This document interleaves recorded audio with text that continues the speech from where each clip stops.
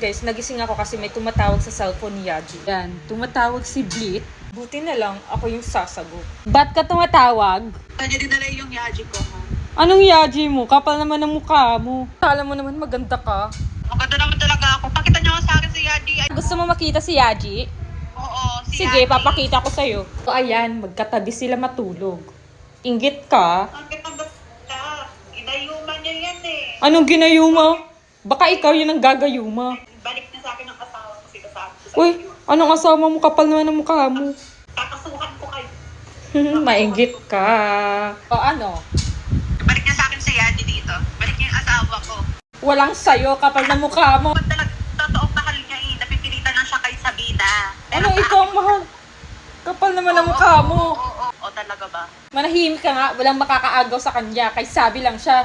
Walang makakaagaw kay Yaji kasi kay Sabi lang siya. Ako lang pwede